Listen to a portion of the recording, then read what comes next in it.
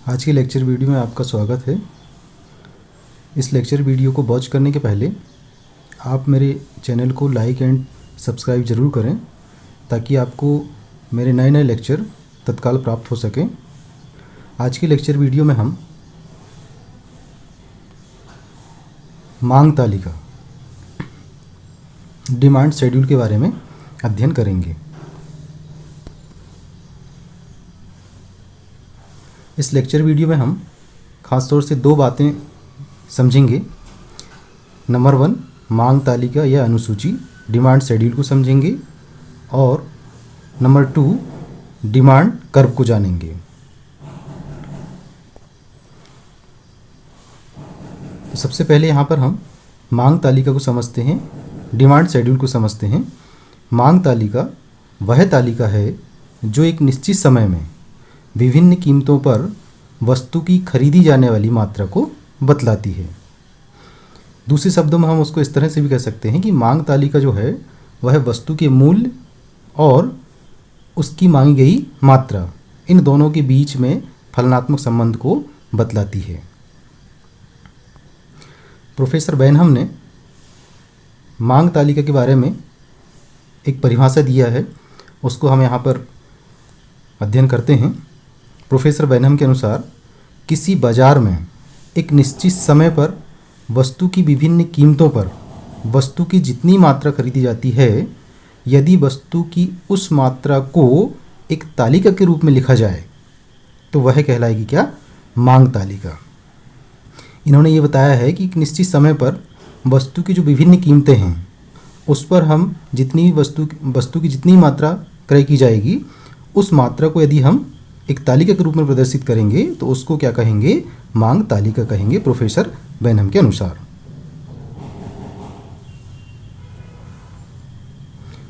अब मांग तालिका जो होती है वह मुख्यतः दो प्रकार की होती हैं।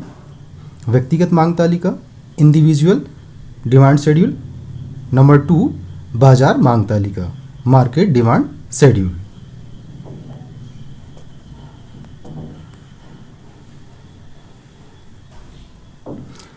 यहाँ पर सबसे पहले हम व्यक्तिगत मांग तालिका यानी इंडिविजुअल डिमांड शेड्यूल को समझेंगे। व्यक्तिगत मांग तालिका में एक उपभोक्ता के द्वारा एक निश्चित समय अवधि में वस्तु की विभिन्न कीमतों पर वस्तु की खरीदी जाने वाली मात्राओं को प्रदर्शित किया जाता है। यानी जो व्यक्तिगत मांग तालिका होती है उसमें एक उपभोक्ता के द्वारा वस्तु की विभिन्न कीमतों पर एक निश्चित समय अवधि में वस्तु की जितनी मात्रा क्रय की जाती है उसे उस तालिका में प्रदर्शित किया जाता है। आइए इसको हम एक तालिका के द्वारा समझते हैं, व्यक्तिगत मांग तालिका को। मान लीजिए इस तालिका को आप देखिए।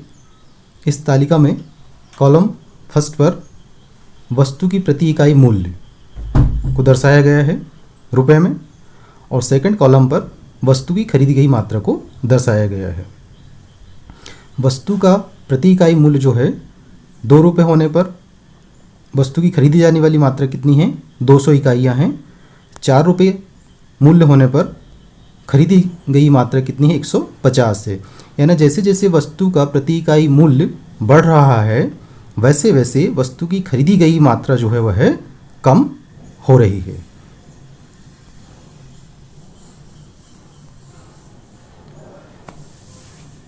नेक्स्ट बाजार मांग तालिका।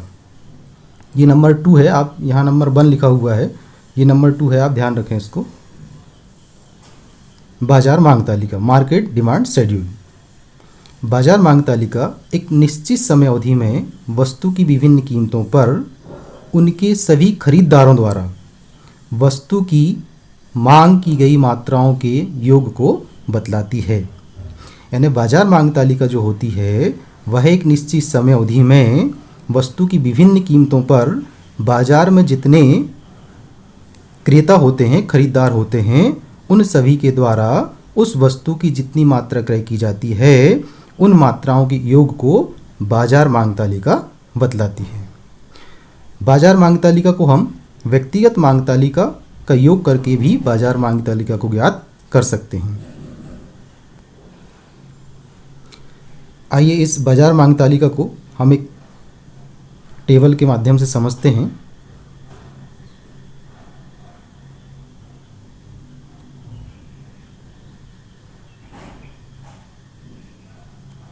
इस टेबल में देखिए आप फर्स्ट कॉलम में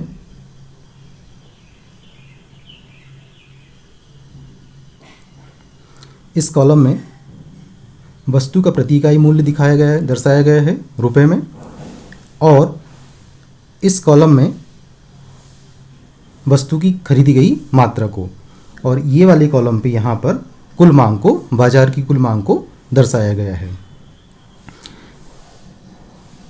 हम ये मान के चल रहे हैं कि बाजार में किसी वस्तु के जो क्रेता हैं वह 3 क्रेता हैं। क्रेता 1 ए, क्रेता बी और क्रेता सी। ए बी सी ये 3 क्रेता हैं, यानी कोई वस्तु है, उस वस्तु को ये 3 क्रेता क्रय कर रहे हैं। हम ये मानकर चल रहे हैं। वैसे भी किसी वस्तु के क्रय करने वाले क्रेता जो होते हैं वो बाजार में बहुत सारे होते हैं, लेकिन एग्जाम्पल के तौर पे हम यहाँ पर 3 क्रेताओं को ले रहे हैं, ए बी और सी को। अब यहाँ पर आप देखिए कि जैसे जैसे वस्तु की प्रति इकाई कीमत बढ़ रही है, वैसे वैसे क्रेता ए, क्रेता बी और क्रेता सी तीनों क्रेता उस वस्तु की मांग कम कर रहे हैं, यानी कीमत बढ़ने पर वस्तु की मांग गई मात्रा कम की जा रही है तीनों क्रेताओं के द्वारा। अब यहाँ पर हमें बाजार मांग तालिका में हमको कुल मांग ज्ञात करना है, तो हम कैसे ज्ञात करेंगे? देखिए, जब वस्तु की प्रति इकाई मूल्य कितना है, 2 रुपये है, तो यहाँ पर ए क्रेता उस वस्तु की 50 इकाई, बी क्रेता 40 इकाई और सी क्रेता 60 इकाई क्रय करता है। इस तरह से ये तीनों इकाइयों को हम जोड़ दें तो कुल मांग कितनी हो जाएगी? 150। यानी 2 रुपये कीमत होने पर ए, बी और सी ये तीनों क्रेताओं के द्वारा कुल मांग कितनी की जा रही है? 150 इकाई की जा रही है। इसी तरह से ये कुल मांग को हम निकालेंगे, इन सभी कीमतों पर इन पूरी कुल मांग को हम ज्ञात करेंगे। ये तीनों क्रेता, ए क्रेता, बी क्रेता और सी क्रेता, इन तीनों क्रेताओं की जो मांग है, ये वाली मांग, इन मांग को हम ऐसे जोड़ेंगे, ऐसे जोड़कर यहाँ पर निकालेंगे। जैसे प्रति इकाई मूल्य 12 रुपये होने पर ए क्रेता 10 इकाई, बी क्रेता 5 इकाई और सी क्रेता 15 इकाई क्रय करता है, तो इन तीनों वस्तु की इकाइयों को जोड़ देंगे, 10, 5 और 15, तो ये हो जाएगा कितना? 30 इकाई हो जाएगा। ये इस तरह से हम कुल बाजार मांग ज्ञात कर सकते हैं। तो बाजार मांग तालिका में एक से अधिक क्रेताओं के द्वारा वस्तु की विभिन्न कीमतों पर क्रय की जाने वाली मांग मात्रा को प्रदर्शित किया जाता है।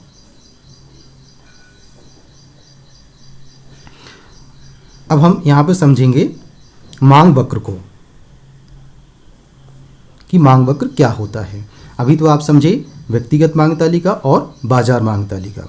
अब हम समझते हैं डिमांड कर्व को, मांग वक्र को समझते हैं। जब मांग तालिका को एक रेखा चित्र में प्रदर्शित किया जाता है तो हमें मांग वक्र प्राप्त होता है। जैसे कि अभी आपने व्यक्तिगत मांग तालिका पढ़ा और बाजार मांग तालिका पढ़ा। इनमें से किसी भी तालिका को हम व्यक्तिगत तालिका ले लें या फिर बाजार मांग तालिका ले लें, इन तालिका को हम जब रेखा चित्र में प्रदर्शित करेंगे तो वह कहलाएगा क्या? मांग वक्र कहलाएगा, डिमांड कर्व कहलाएगा। अब मांग वक्र का जो प्रत्येक बिंदु होता है वह वस्तु की विभिन्न कीमतों पर वस्तु की खरीदी जाने वाली मात्रा को बतलाता है। आइए मांग वक्र को हम एक कर्व के द्वारा भी समझते हैं। इस डायग्राम में देखिए आप, ओ एक्स एक्सिस पर हमने वस्तु की मात्रा को दर्शाया है। ये वस्तु की मात्रा को ओ एक्स एक्सिस पे दर्शाया है और ये ओ वाई एक्सिस है। इस ओ वाई एक्सिस पे हमने वस्तु की कीमत को दर्शाया है। ये वस्तु की कीमत है वाली। अब यहाँ पर देखिए, जब वस्तु की कीमत 2 रुपये है, 2 रुपये प्रति इकाई है, तब उस वस्तु की जो मांग की जा रही है वह कितनी की जा रही है? 200 इकाई की जा रही है। जब वस्तु की कीमत बढ़कर 4 रुपये हो जाती है तब वस्तु की मांग कितनी? 150 इकाई की जा रही है। यानी जैसे जैसे वस्तु की कीमत बढ़ रही है वैसे वैसे उस वस्तु की मांगी गई मात्रा घट रही है। इसलिए मांग वक्र जो है वह कैसा होता है, ऊपर से नीचे की ओर घटते हुए होता है, क्योंकि मांग वक्र वस्तु की मांगी गई मात्रा और वस्तु की कीमत इन दोनों के बीच के फलनात्मक संबंध को तो बतलाता ही है, साथ ही उसके विपरीत संबंध को बतलाता है। इसलिए मांग वक्र जो है वह ऊपर से नीचे की ओर गिरते हुए होता है। तो इस रेखा चित्र में ये डी जो है यह मांग वक्र है। इस तरह से हम मांग तालिका से, व्यक्तिगत मांग तालिका से या बाजार मांग तालिका से मांग वक्र को ज्ञात कर सकते हैं, मांग वक्र बना सकते हैं।